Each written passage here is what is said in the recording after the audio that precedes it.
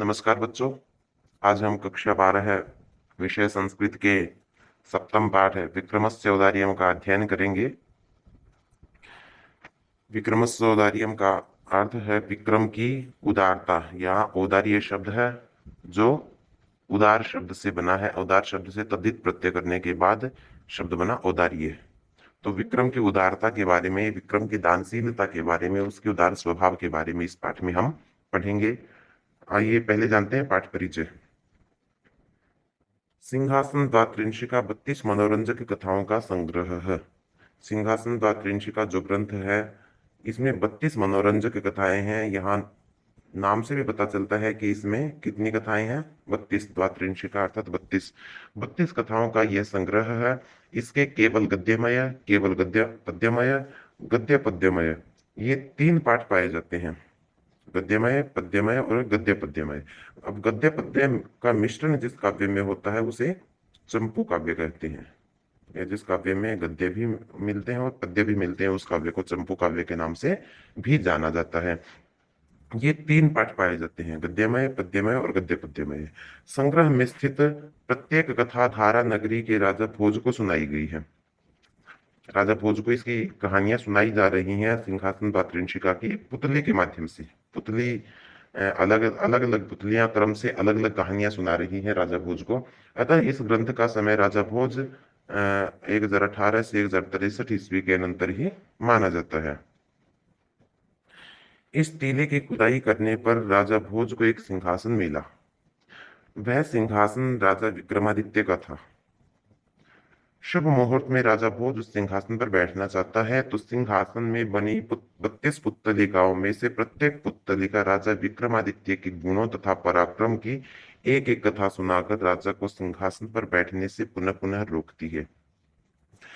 धारानगरी के राजा भोज एक टीले की खुदाई कराते हैं और उसमें एक सिंहासन मिलता है और शुभ मुहूर्त को देखकर राजा उस पर बैठने की सोचते हैं। परंतु जैसे ही वो बैठने के लिए तैयार होते हैं तभी उस पर बनी पुत्तलिकाएं क्रम से महाराजा भोज को राजा विक्रमादित्य की कहानियां सुनाते हैं, उनके पराक्रम का बखान करती हैं और उस सिंहासन पर बैठने के लिए बार बार उसको रोकती हैं। प्रत्येक पुत्तलिका ने राजा से यही प्रश्न किया कि क्या तुम में विक्रम जैसा गुण है। राजा विक्रमादित्य के गुणों का बखान करके और अंत में कहा कि क्या राजा विक्रमादित्य जैसे गुण आप में भी हैं? यदि हैं तो इस सिंहासन पर बैठ सकते हो, अन्यथा नहीं। प्रस्तुत पाठ उपर्युक्त सिंहासन द्वात्रिंशिका से ही उद्धृत है। इसमें बताया गया है कि किस प्रकार राजा विक्रम को यह संसार असार प्रतीत होता है या इस संसार का कोई सार नहीं है, ऐसा विक्रमादित्य को लगा। इसीलिए अपने औदार्य वश वे संपूर्ण राजकोष को दान करना चाहते हैं और अपनी उदारता के कारण, अपने दानशील स्वभाव के कारण वे संपूर्ण राजकोष को दान में दे देना चाहते हैं। अर्थात जो याचक हैं, जो अर्थी हैं, उनको दान दे देना चाहते हैं। इसके लिए उन्होंने सर्वस्व दक्षिण यज्ञ का अनुष्ठान किया। सर्वस्व दक्षिण नामक एक यज्ञ किया।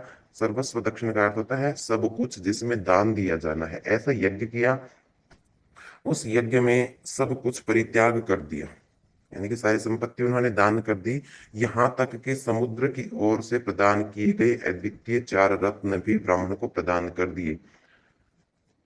समुद्र ने राजा विक्रमादित्य का आमंत्रण स्वीकार करके भेंट स्वरूप 4 रत्न ब्राह्मण के हाथ विक्रमादित्य तक पहुंचाए और राजा विक्रमादित्य ने अपनी उदारशीलता के कारण, उदार स्वभाव के कारण वो 4 रत्न भी ब्राह्मण को प्रदान कर दिए। इस प्रकार से विक्रम ने अत्यधिक उदारता का परिचय दिया। आइए अब जानते हैं पाठ का हिंदी अर्थ। पुनरपि राजा सिंहासने समुपवेष्टुम गच्छति। पुनरपि फिर से राजा सिंहासने सिंहासन पर समुपवेष्टुम बैठने के लिए गच्छति जाता है। समुपवेष्टुम का अर्थ है बैठने के लिए। यहाँ सम और उप 2 उपसर्ग हैं, उसके बाद विष धातु है और प्रत्यय है इसमें तुमुन। तुमुन प्रत्यय का प्रयोग चतुर्थी विभक्ति की जगह चतुर्थी विभक्ति की जगह होता है, अर्थात के लिए अर्थ में तुमुन प्रत्यय का प्रयोग होता है। तो समुपवेष्टुम का अर्थ हो गया बैठने के लिए गच्छति जाता है। राजा राजा सिंहासने सिंहासन पर। कौन सा राजा? राजा भोज। राजा भोज सिंहासन पर बैठने के लिए जाता है। ततोन्या पुत्तलिका समवदत। ततः तभी अन्या दूसरी पुत्तलिका पुतली ने, दूसरी पुत्तलिका या दूसरी पुतली ने समवदत कहा, तभी दूसरी पुतली ने कहा, क्या कहा? कि भो राजन, हे राजन, एतत् सिंहासने, इस सिंहासन पर तेनैव, उसी के द्वारा अध्यासितव्यम, बैठना चाहिए। तव्यत प्रत्यय चाहिए या योग्य अर्थ में प्रयुक्त होते हैं तव्यत और अनियत प्रत्यय। तो तेनैव, उसे ही, अध्यासितव्यम, बैठना चाहिए, उसी के द्वारा बैठना चाहिए। अर्थात इस सिंहासन पर तो वही बैठ सकता है यस्य, जिसकी विक्रम तुल्यम औदार्यम अस्ति, विक्रम के समान औदार्यम, उदारता अस्ति है। अर्थात जिसका स्वभाव राजा विक्रम के समान उदार है या जिसकी उदारता राजा विक्रम के समान है, वही इस सिंहासन पर बैठ सकता है या वही इस सिंहासन पर बैठने के योग्य है। ऐसा सुनकर भोजेन उक्तम, भोजेन, भोज ने उक्तम कहा, राजा भोज ने कहा कि भो पुत्तलिके, हे पुत्तलिका, अरे पुतली, कथय, कहिए, तस्य औदार्यम, उसकी उदारता, उनकी अर्थात राजा विक्रमादित्य की उदारता के बारे में मुझे भी बताइए। इतना कहने पर सा वदती, सा वह पुतली, वह पुतली बोली कि राजन, हे राजन, यस नाम पूरयति, यस नाम का विच्छेद हो जाएगा, यह है तू और अर्थी नाम, यह है जो, तू तो, अर्थी नाम अर्थी होते हैं याचक, मांगने वाले, जो याचकों को पूरयति, पूर्ण करता है, अर्थात जो याचकों की इच्छा को पूर्ण करता है, उन्हें परिपूर्ण कर देता है, उनकी इच्छा के अनुसार कार्य करके या इच्छा अनुसार दान आदि देकर उनके मनोरथ को पूर्ण कर देता है। तस्य इप्सितम देवः संपादयति, और तस्य, उसके, इप्सितम, इच्छा को, उनकी इच्छा को या उनके मनोरथ को, उस मनुष्य के मनोरथ को, देवः, यहाँ देव है विक्रमादित्य राजा, राजा विक्रम, तो उनकी इच्छा को देवः विक्रमादित्य संपादयति, संपन्न कर देते हैं। अर्थात जो मनुष्य दूसरों की भलाई करता है दान आदि देकर, उस व्यक्ति की भलाई या उसके मनोरथ को पूर्ण राजा विक्रम कर देते हैं। यच्च उत्तम, जैसा कि कहा है, कहा भी गया है कि उत्साह संपन्न, उत्साह संपन्नम अदीर्घ सूत्रम, उत्साह संपन्नम का अर्थ हो गया उत्साह से परिपूर्ण, अदीर्घ सूत्रम, दीर्घ सूत्री होता है धीरे धीरे काम करने वाला, और अदीर्घ सूत्रम जल्दी काम करने वाला। तो उत्साह संपन्नम, उत्साह संपन्न व्यक्ति के पास, अदीर्घ सूत्रम, जल्दी काम करने वाले व्यक्ति के पास, क्रिया विधिज्ञम, क्रिया की विधि को, ज्ञ का अर्थ था जानने वाला या ज्ञाता, क्रिया की विधि को जानने वाला, व्यसनेषु अशक्तम, व्यसनेषु का अर्थ हो गया व्यसनों में, यहां बच जाएगा असक्तम, व्यसन का मतलब दुर्व्यसन, बुरे गुणों में, असक्तम, अनासक्त या आसक्ति न रखने वाला, बुरे गुणों के प्रति लगाव न रखने वाले को के पास, शूरम का अर्थ है शूरवीर के पास, कृतज्ञम, कृतज्ञ, कृतज्ञ होता है एहसान मानने वाला, किसी के उपकार को याद रखने वाला।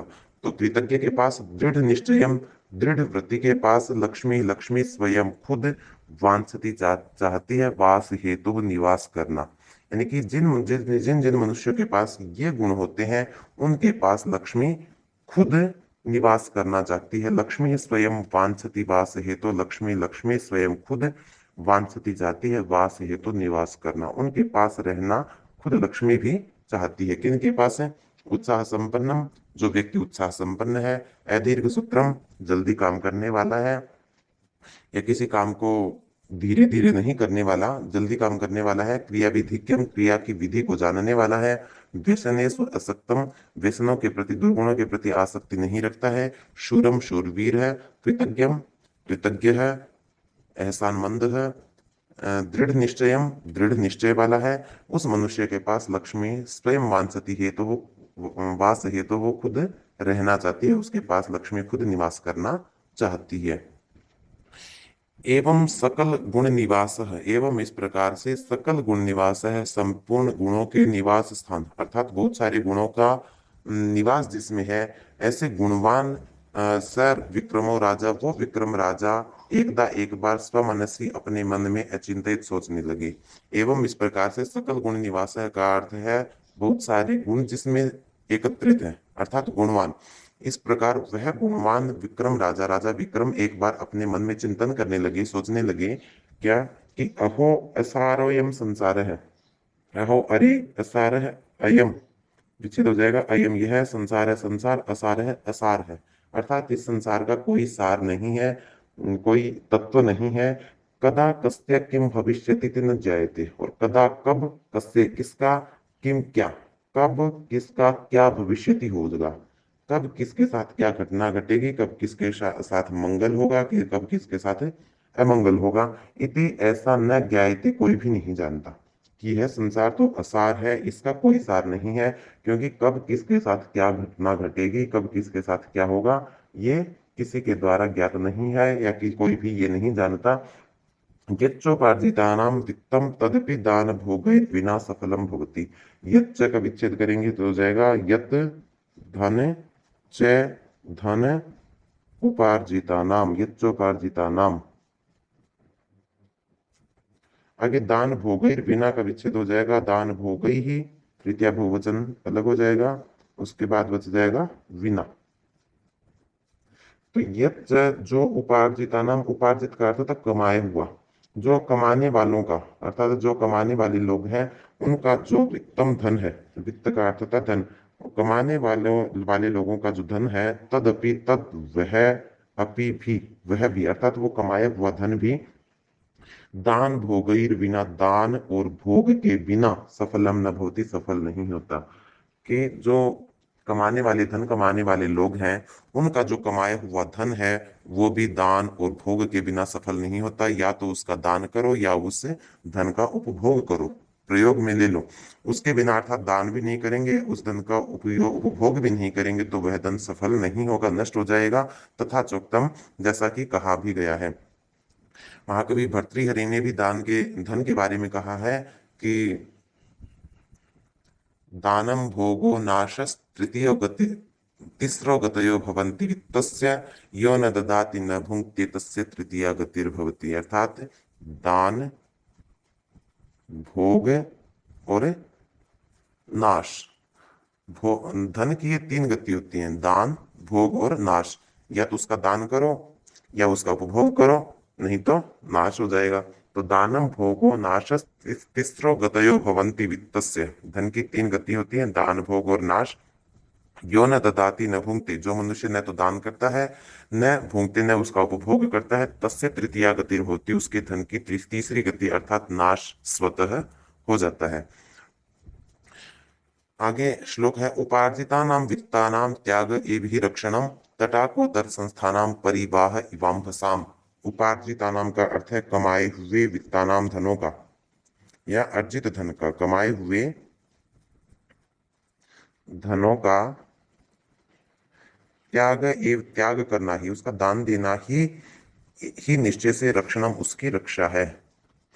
कमाए हुए धन का त्याग ही उसकी वास्तविक रक्षा है। अर्थात जो हमने धन कमाया है उसका त्याग करें, अर्थात दान करें या भोग करें, वो ही उसकी वास्तविक रक्षा है। क्योंकि तटाको दर संस्थानम परिवाह इवाम्भसाम, इव जिस प्रकार से, अम्भसाम का अर्थ है पानी, जिस प्रकार से पानी को परिवाह निकालना या पानी का निकास, पानी को निकालना ही उसकी रक्षा है। किस, कौन से पानी की? तटाको दर संस्थानम, तटाक का मतलब तालाब, तालाब के उदर में स्थित या तालाब के गर्भ में स्थित या तालाब में स्थित पानी का निकास करना ही, पानी को निकालना ही उसकी रक्षा है। नहीं तो तालाब का पानी क्या करेगा, नीचे जो थोड़ा बहुत पानी बचेगा वो सड़ जाएगा, अर्थात कीचड़ में परिवर्तित हो जाएगा। उसी प्रकार अगर धन का दान और भोग नहीं करेंगे तो वो नाश को स्वतः प्राप्त हो जाएगा। उपार्जितानां वित्तानां त्याग एव हि रक्षणम, तटाकोदर संस्थानां परिवाह इवाम्भसाम। उस जल का अगर रक्षण करना है हमें तो उस तालाब से निकालना पड़ेगा, क्योंकि या तो फिर वो वहां कम पानी होगा तो वो धीरे धीरे सूखते सूखते कीचड़ में परिवर्तित हो जाएगा। इसीलिए उस पानी का निकास करना ही, अम्बसाम पानी का परिवाह निकास ही, तटाकोदर संस्थानम तालाब के गर्भ में स्थित पानी का निकास ही उसकी रक्षा है। उसी प्रकार कमाए हुए धन का त्याग ही उसकी रक्षा है, या त्याग के द्वारा ही, दान और भोग के द्वारा ही हम उस धन की रक्षा कर सकते हैं। अपिच, और भी, कि धन के बारे में और भी कहा है कि दातव्यम, दान देना चाहिए, भोक्तव्यम उपभोग करना चाहिए। या तो धन का दान दो या उसका उपभोग करो, उसको प्रयोग में लो। धन विषय धन के बारे में संचय न कर्तव्य। संचय का अर्थ होता है एकत्रण या एकत्रित, संग्रह न कर्तव्य नहीं करना चाहिए। धन के बारे में संग्रह नहीं करना चाहिए, धन को इकट्ठा नहीं करना चाहिए। क्या करें धन का? या तो उसका दान दें या उपभोग करें। पश्य है, पश्य का विच्छेद करेंगे तो हो जाएगा पश्य धन इह।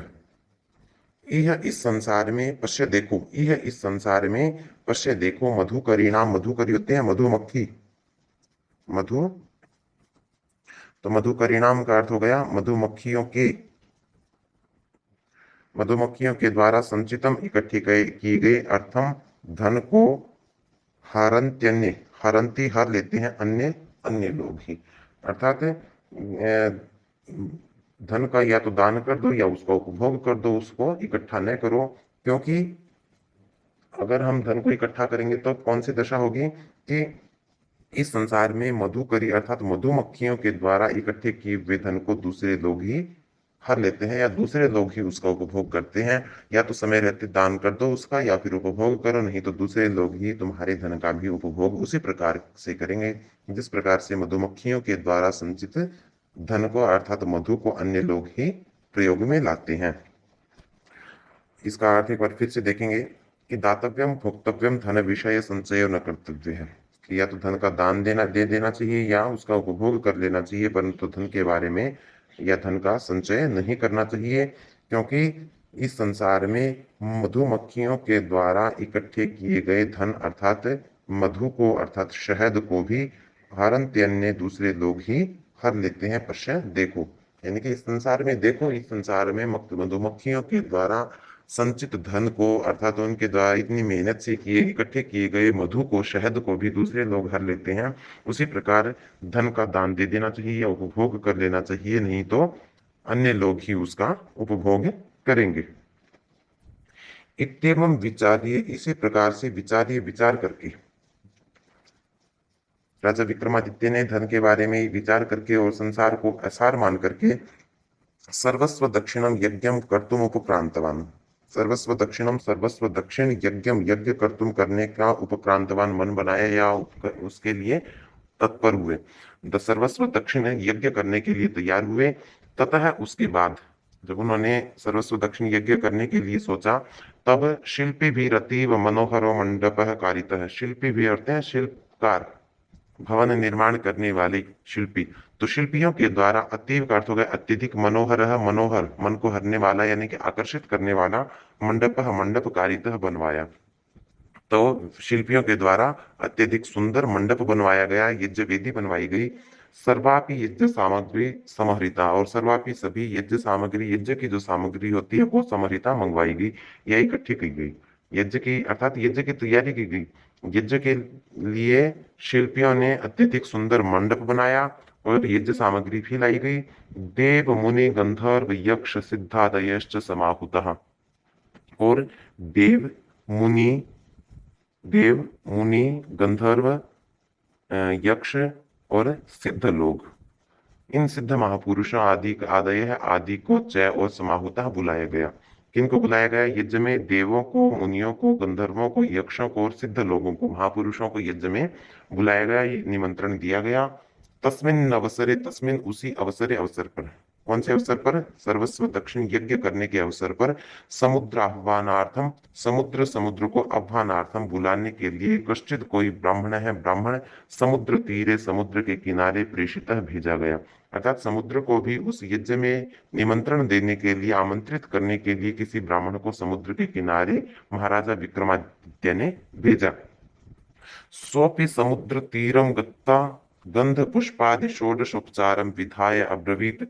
सह अपि, वह भी, वह ब्राह्मण भी, वह ब्राह्मण भी समुद्र तीरम गत्ता, समुद्र के तीर का मतलब किनारा, समुद्र के किनारे पर जाकर गंध पुष्प आदि षोडशोपचारम विधाय, गंध पुष्प आदि से षोडशोपचार ये पूजा की विधि है, तो षोडशोपचार विधाय करके अब्रवीत बोले, अर्थात गंध और पुष्प आदि से, सुगंधित पुष्प आदि से समुद्र की पूजा करके बोले कि भो समुद्र, हे समुद्र। समुद्र को संबोधित करते हुए ब्राह्मण बोले कि भो समुद्र ही समुद्र विक्रमार्को राजा यज्ञम करोति। विक्रमार्क है का अर्थ विक्रमादित्य, राजा राजा यज्ञम करोति यज्ञ कर रहा है। यहाँ विक्रमार्क शब्द इसलिए दिया है क्योंकि विक्रमादित्य, राजा विक्रम का पूरा नाम है विक्रमादित्य। तो आदित्य शब्द जो है उसका अर्थ होता है सूर्य, और यहाँ जो अर्क शब्द है अर्क, उस अर्क का अर्थ भी होता है सूर्य। तो विक्रमादित्य की जगह यहाँ पे विक्रमार्क शब्द दिया है। विक्रमार्क का अर्थ भी वही है जो विक्रमादित्य का अर्थ है। तो विक्रमार्क राजा यज्ञम करोति, राजा विक्रमादित्य यज्ञ कर रहा है। तेन प्रेषितो हम ताम अवधातुम समागत है। तेन उनके द्वारा प्रेषित है भेजा गया, अहम मैं ताम तुम्हें अवधातुम बुलाने के लिए समागत है आया हूँ। उनके द्वारा भेजा गया मैं तुम्हें बुलाने के लिए आया हूँ या आमंत्रित करने के लिए आया हूँ। मुझे आपको निमंत्रण देने के लिए राजा विक्रमादित्य ने भेजा है। इति जल मध्य पुष्पांजलिम दत्त्वा क्षणम स्थितः। इति ऐसा कहकर कि विक्रमादित्य राजा यज्ञ कर रहे हैं और उनके द्वारा मैं आपको, उनके द्वारा भेजा हुआ मैं आपको बुलाने के लिए आया हूँ। ऐसा कहकर जल मध्य पानी में पुष्पांजलिम दत्ता, पुष्पांजलि देकर, जो हाथ में उसके गंध पुष्प थे उनको छोड़कर या समुद्र में समर्पित करके क्षणम स्थित है, पल भर के लिए वहीं रुक गया, अर्थात उत्तर की प्रतीक्षा करने लगा। कोपी तस्य प्रत्युत्तरम न ददौ। और फिर क्या हुआ कि कोपी, फिर भी कोपी किसी ने भी तस्य उसका प्रत्युत्तरम, उसके प्रश्न का जवाब न ददौ नहीं दिया। जब ब्राह्मण ने कहा कि राजा विक्रमादित्य ने तुम्हें बुलाने के लिए मुझे भेजा है, और ऐसा कहकर जब उसने पुष्पांजलि दी पानी में, तब पल भर के लिए वो ब्राह्मण वहीं खड़ा रहा, परंतु किसी ने उसके उत्तर का उत्तर अर्थात प्रत्युत्तर नहीं दिया। ततः उसके बाद उज्जयिनीम यावत् प्रत्यागच्छति तावत् ते दीप्यमान शरीरः समुद्रो ब्राह्मण रूपी सन तमागत्य वदत्। तथा उसके बाद उज्जयिनी में यावत, जब वो उज्जयिनी की ओर प्रत्यागच्छति लौट रहा था, जब वो वापस उज्जयिनी की ओर लौट रहा था, तावत तब दे दीप्यमान शरीर है, चमकते हुए शरीर वाला समुद्र है, समुद्र चमकते हुए शरीर वाला समुद्र ब्राह्मण रूपी सन, ब्राह्मण का रूप धारण करके या ब्राह्मण का वेश धारण करके तम आगत्य वदत, उसको आकर बोला। किसको? उस ब्राह्मण को। जब वो ब्राह्मण पल भर के लिए वहां खड़ा रहा प्रत्युत्तर सुनने के लिए और उसे प्रत्युत्तर नहीं मिला, तब उज्जैनी की ओर वापस जब लौट रहा था, तब चमकते हुए शरीर वाला ब्राह्मण वेशधारी समुद्र उसे आकर बोला कि भो ब्राह्मण, हे ब्राह्मण, विक्रमेण आसमान अभ्वतुम प्रेषितस्तम। विक्रमेण, विक्रम के द्वारा, अस्मान हमें, अभ्वतुम बुलाने के लिए, तम तुम्हें, प्रेषित भेजा। विक्रमेण यहाँ तृतीय विभक्ति है, तो अर्थ हो जाएगा विक्रम के द्वारा, अस्मान द्वितीय विभक्ति है, हमको या हमें, अभ्वतुम यहाँ तुम प्रत्यय के लिए अर्थ में प्रयुक्त है। तो विक्रम ने हमें अभ्वतुम बुलाने के लिए प्रेषित है, भेजा है, तम तुम्हें, राजा विक्रम ने तुम्हें हमें बुलाने के लिए भेजा है। तर्हि तो तेन उनके द्वारा, या अस्माकम का विच्छेद करेंगे तो जाएगा या अलग हो जाएगा, उसके बाद बचेगा अस्माकम।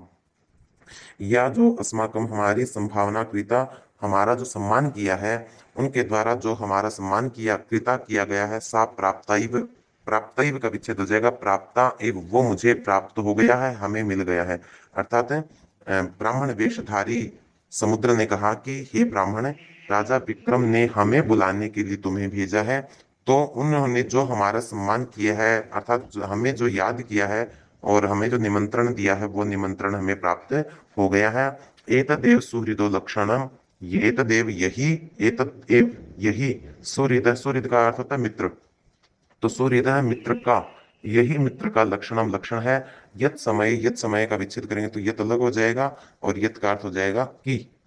यही सुमित्र का, सन्मित्र का लक्षण है कि यत की समय, समय आने पर दान मान आदि क्रियते, कि अपने मित्र का दान और मान अर्थात सम्मान किया जाए। कि अच्छे मित्र का यही लक्षण है कि समय समय पर या यथोचित समय पर दान और मान आदि किया जाए। उत्तम च कहा भी गया है कि ददाति प्रीति प्रति गृह्णाति गुह्यम आख्याति पृच्छति भुंक्ते भोजयति चैव षड्विधम प्रीति लक्षणम। ददाति, जो व्यक्ति दान देता है अर्थात देना, ददाति दान देना, प्रतिगृह्णाति लेना, लेना का अर्थ है यानी कि समय आने पर किसी को दान देना और प्रतिगृह्णाति लेना अर्थात ग्रहण करना, समय आने पर आवश्यकता पड़ने पर दूसरे से धन लेना। गुह्यम आख्याति, गुह्यम का अर्थ होता है गुप्त बात या गुप्त राज, तो गुप्त बात को आख्याति कहना, गुप्त बात को कहना अर्थात बताना। और पृच्छति पूछना, गुप्त बात को कहना यानी कि गुप्त बात कोई राज दूसरे को बताना और दूसरे का राज पूछना। भुंक्ते भोजयते चैव, च और भुंक्ते भोग करना यानी कि भोजन करना, भुंक्ते का अर्थ है यहाँ पे भोजन करना, किसी दूसरे के घर भोजन करना।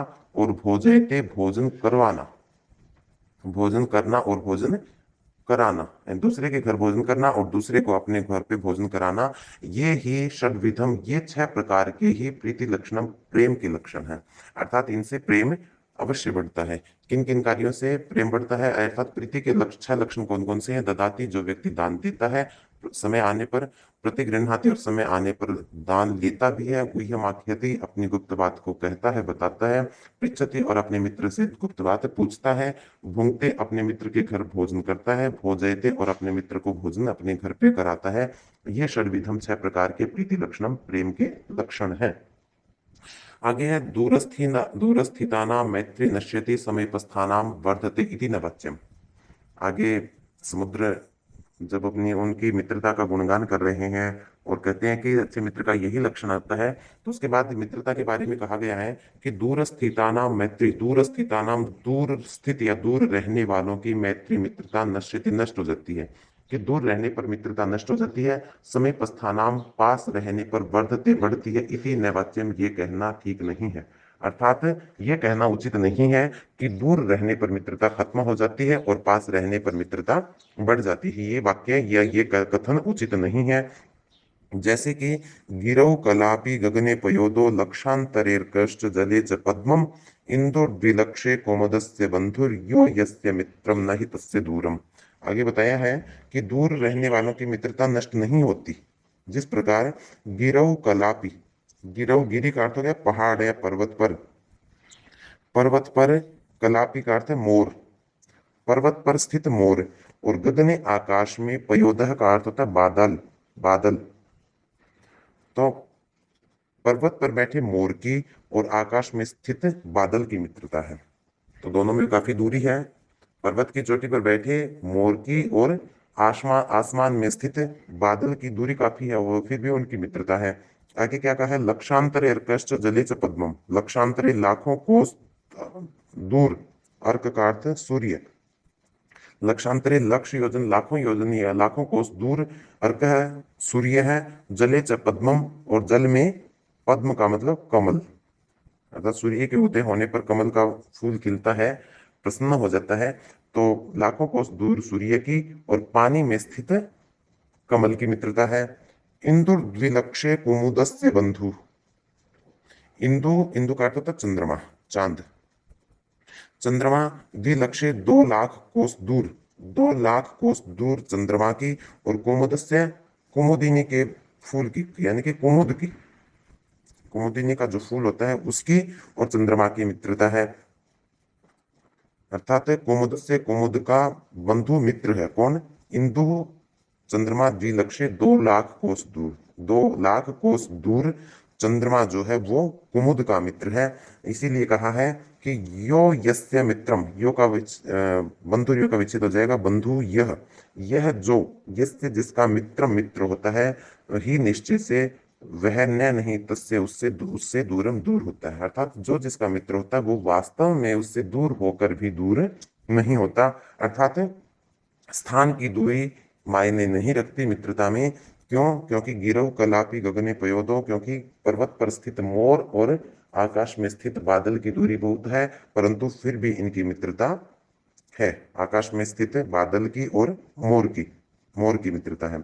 लक्षांतरे अर्कश्च जले च पद्मम, और लाखों कोस दूर सूर्य की और जल में स्थित कमल की मित्रता है। इंदुर द्विलक्षे कुमुदस्य बंधु, 2 लाख कोस दूर चंद्रमा जो है वो कुमुदस्य बंधु, कुमुदिनी के फूल का मित्र है। इसीलिए कहा है यो यस्य मित्रम, जो जिसका मित्र है, न ही तस्य दूरम, वो उससे दूर नहीं है। आज के लिए बस हम इतना ही पढ़ेंगे।